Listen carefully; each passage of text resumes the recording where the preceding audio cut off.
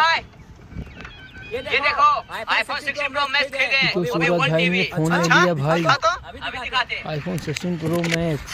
ये देखो वाह कितना मस्त है भाई फोन। लेकिन तेरे पास इतना सारा पैसा आया कहाँ से? कहीं तूने किडनी नहीं बेचा? किडनी सूरज भाई ने आईफोन आँख खरीदने बेच के लिए दी हम अपना भाई, किडनी बेचेंगे? पागल है क्या? हमें सब गरीबों का काम नहीं करते हैं। चला सूरज भाई ने आँख बेच दी भाई।